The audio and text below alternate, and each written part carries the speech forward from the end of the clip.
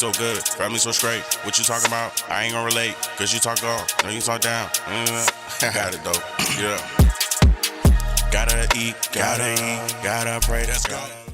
Woo! What's going on, people? This your boy Levi, man. Yes, I am back in the building, man. Got another reaction for y'all today, man. Today I'm giving y'all something a little different, man. I know y'all miss these videos, and I know I miss these videos over here, man. But I feel like, man, I wanted to do something different today. I just wanted to chill.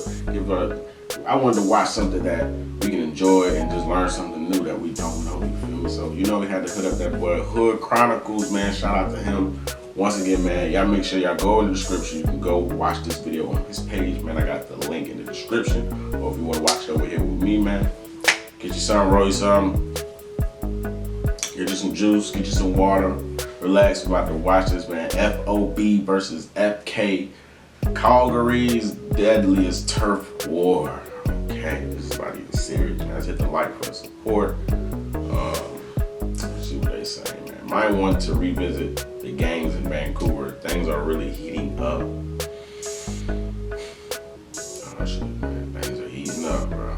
He could be in Canada or Calgary. Oh shit. Alright, let's go ahead and get straight to this thing, man. I done ran out of my pens, so I had to roll me up some. Can't go without it. And I ain't got no ashtray, but you know me, I don't care, bro. I put it right on my table, bro. Is back in custody. On Tuesday, the Alberta Court of Appeal gave Chan 24 hours to turn himself in. This feud has escalated over several years and has resulted in more than a dozen homicides. We continue to seek public assistance in locating a man wanted on Canada-wide murder and conspiracy charges.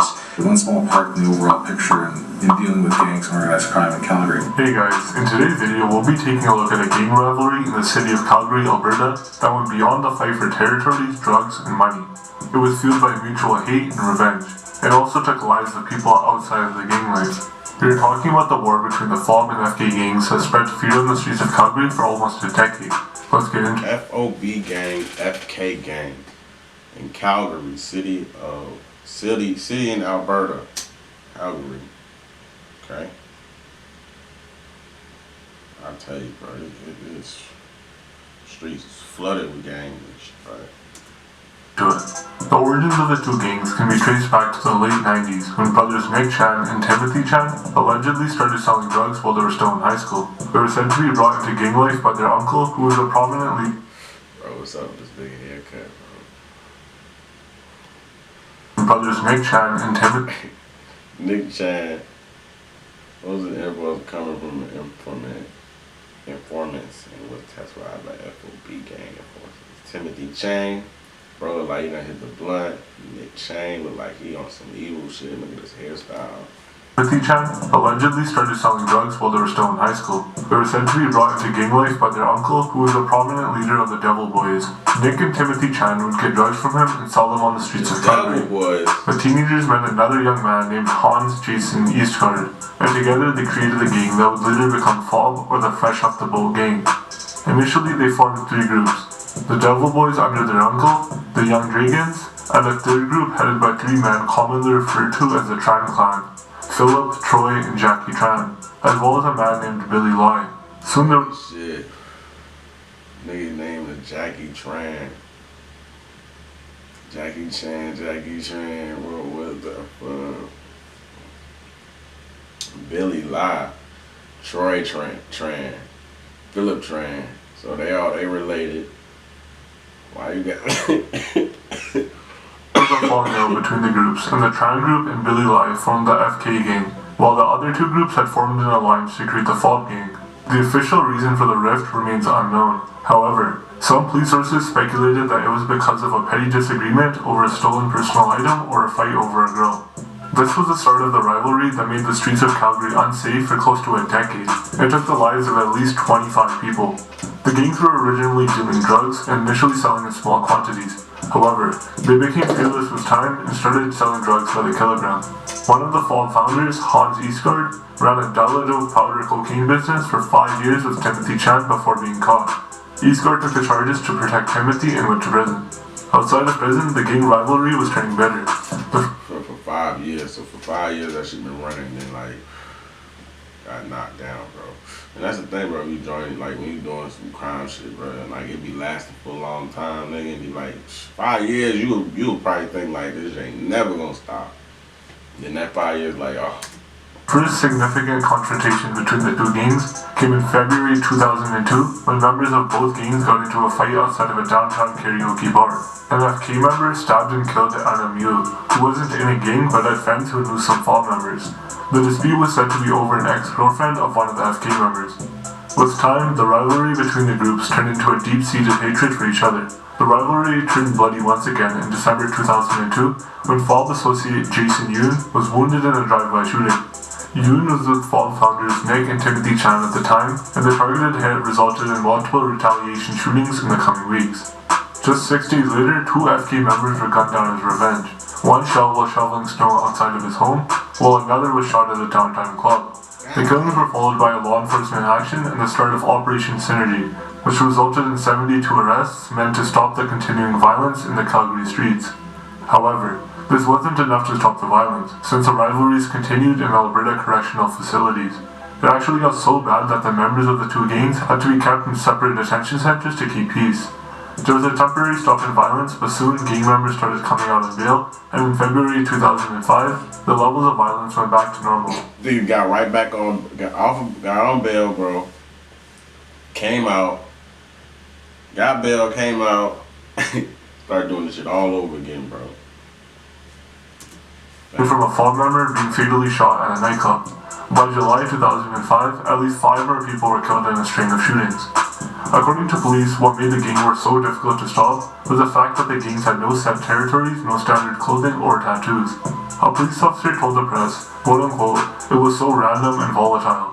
There weren't any certain places to find these guys." The main motivation between the cycle of violence was said to be money. According to witness testimonies, FOB members would be paid if they beat up an FK member. Hospitalizations and deaths would fetch gang members as high as $20,000. However, the FOB gang wasn't the only group causing the violence, since the ruthlessness was clear on both sides of the rivalry.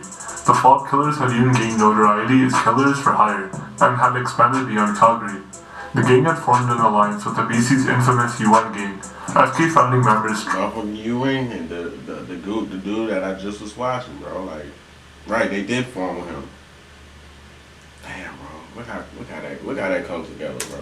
and Billy Lai were seen with UN founder Clay Rouge on multiple occasions. Clay Lai also faced charges for conspiring to murder the Bacon brothers during one of Vancouver's biggest turf wars, but his trial was delayed due to the sudden death of his lawyer, and the charges were stayed in 2019 with the prosecutor saying that the Crown no longer had enough evidence against Billy Lai. Troy Tran faced the same charges and was allegedly involved in the shooting of Jonathan Barber, who was mistakenly hit in 2008 when driving Jamie Bacon's vehicle. Charges against him were also thrown out 2 weeks after Billy Lai was acquitted. This was over a lack of specific evidence except for the fact that he was near the crime scene. The court, however, did recognize that Troy Tran was involved in Clay Rouge's cross-border drug trade. Clay Rouge called Troy Tran and Billy Lai the Seatown guys, and was once caught in wiretap remarking, quote-unquote, "The Seatown guys, they're fucking everywhere, anytime, boom boom boom." They had clearly earned a reputation for themselves beyond Calgary. The FKs were also benefiting from the alliance as they were getting greater access to Vancouver's cocaine trade through the UN. Meanwhile, yeah, because those guys was literally like Clay's. In the other video with Clay, the guy with the weed and shit, those guys were like his strong arm and shit. You fuck with him, them niggas gonna come for you. We're just crazy.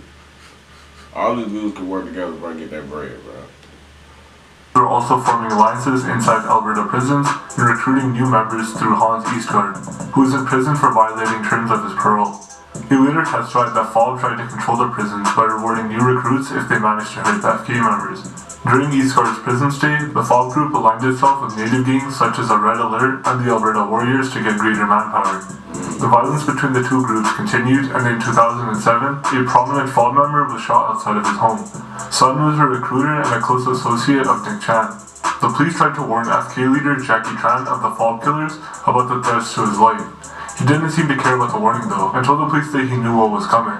He even told the police officer that quote-unquote, "This isn't going to be over until they're dead or we're all dead." And later that year, on December 31st, another original FK member was shot dead in a driveway shooting.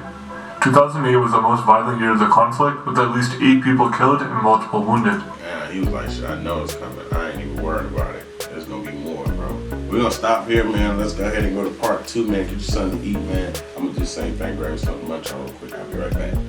So good, family so straight. What you talking about? I ain't gonna relate, cause you talk off, no you talk down. Got it though. Yeah. Gotta eat, gotta pray, that's God.